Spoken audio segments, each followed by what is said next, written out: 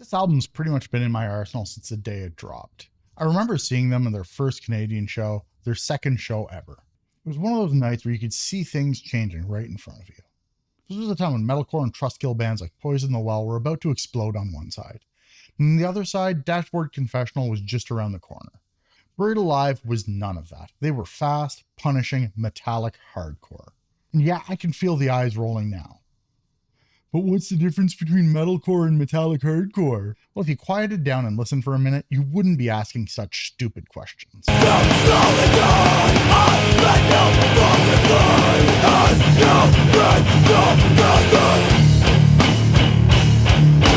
Now, after hearing that, you can't say it sounds like metalcore, can you? And that's definitely more metal than hardcore.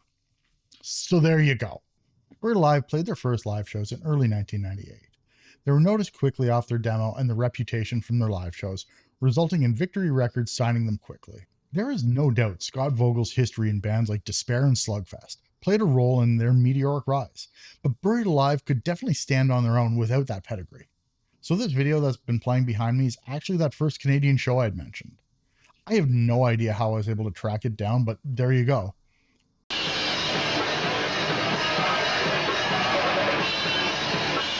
Early Buried Alive in all of their glory. Before the death of Your Perfect World, the band released the 6-month Face 7-inch, setting the stage for their full length shortly after on April 20th. Really? 420?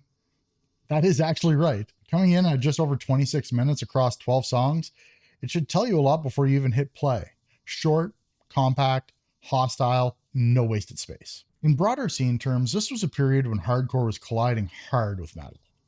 It's good to know that because it places this album in the same late 90s moment where that mosh-heavy metallic hardcore was becoming its own lane, but distinct from punker hardcore on one side and the more emotional post-hardcore scene on the other. And culturally, this record still reflects a period where hardcore treated lyrics as a place for direct ideological positioning. Scott Vogel later confirmed that The Death of Your Perfect World was dedicated to vegans and vegetarians.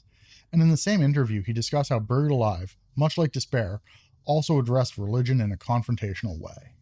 That helps explain why the album feels like more than just a pile of mosh riffs. It belongs to the era when hardcore records often carried some sort of visible, ethical, or social stance. The album was recorded in Track East in New Jersey in February 1999.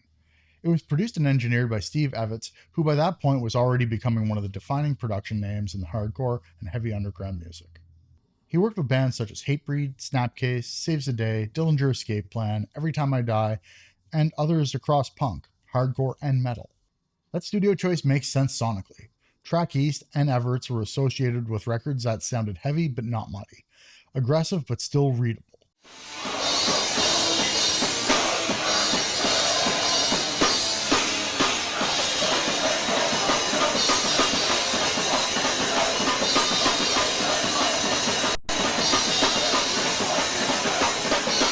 Even a fan write-up from later years points to how clearly the guitars, bass, and drums come through on this record, and that clarity is a big part of why the album still hits. It doesn't sound like a cheap, muddy early 90s hardcore album like Chokehold.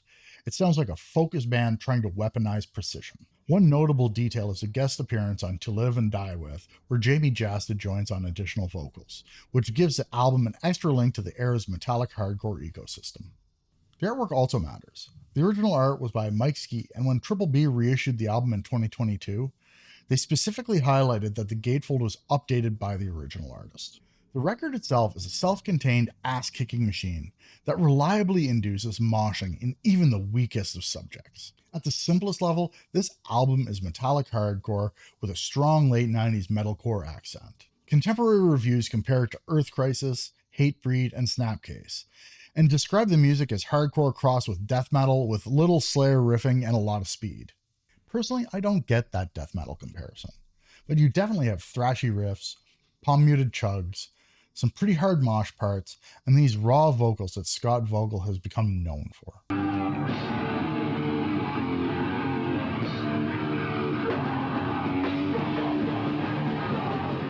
This is far from generic mosh metal that sounds like breakdowns on loop. The songs are short, energetic bursts that have quick pivots and absolutely crushing breakdowns. The fast, relentless drumming hits hard and keeps a pace that hits with blunt force without ever getting sluggish. Vocally, Vogel is a huge part of the album's identity. Jesse Zaraska of Misery Signals later said this record was a key point of reference for how he thinks of heavy vocal tone, and that he tried to emulate how pissed off Vogel sounded here. This album sounds like a band that sees rot everywhere, in institutions, in scene behavior, in human appetite, in the body itself. The album's lyrics revolve around disease, hypocrisy, betrayal, cruelty, scene fraudulence, moral collapse, and the human tendency to destroy what it touches. Even the song titles, Kiss of Death, Worthless, Poison Seeds, Curse of the Womb, Drenched in Disease, tell you that this is not a reflective or poetic record in the usual sense. It's accusatory, it is a record of revulsion. There's also a strong ethical and ideological layer. Vogel later confirmed this record was dedicated to vegans and vegetarians, and songs like Poison Seeds line up with that worldview. At the same time, Buried Alive also engaged in religion critically, and scene culture gets hit hard too, especially on 6 Month Face. So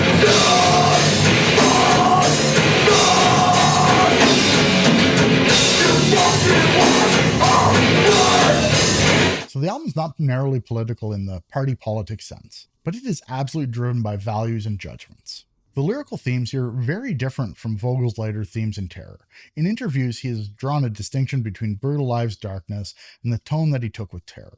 And this album is not trying to lift you up after dragging you through the dirt. It's mostly content leaving you there. The immediate critical response was mixed but clearly engaged. Ink 19 praised the tightness, structure, and conviction, even while criticizing the band for not being especially original and for working inside the style associated with Victory's metallic hardcore boom.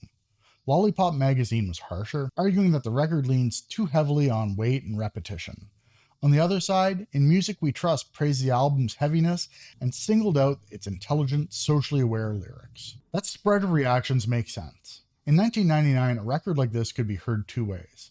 Either as a brutally efficient statement from a rising hardcore band, or as another entry in an increasingly crowded metallic hardcore field. The reviews show both reactions at once. It's interesting looking back and reading those reviews now. To me, it feels very out of touch with what I was seeing.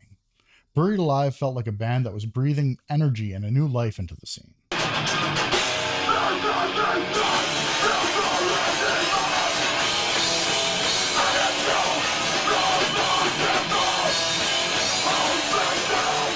With the album's long-term legacy, this is where its reputation gets stronger. No Echo described Buried Alive as influential, and Bridge 9 called it one of the most influential hardcore bands of the late 90s, despite their short run.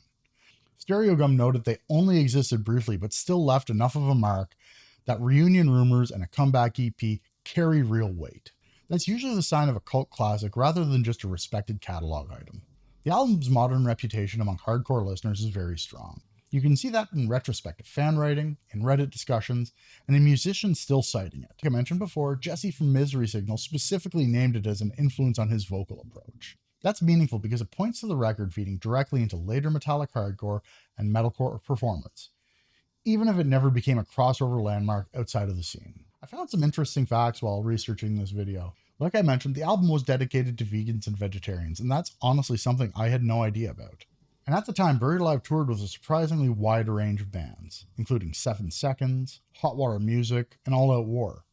And that helps explain why they're remembered as more than just another mosh band. Some later listeners specifically identify Buried Alive, not Terror or Despair, as Scott Vogel's heaviest or best band, which says a lot about how singular this era of his writing and delivery is felt.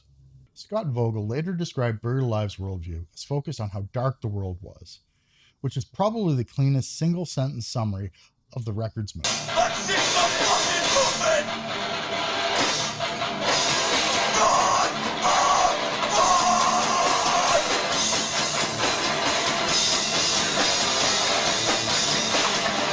Like them or not, The Death of Your Perfect World matters because it captures that late 90s metallic hardcore at its most stripped down and hateful, right before the style hardened into a formula.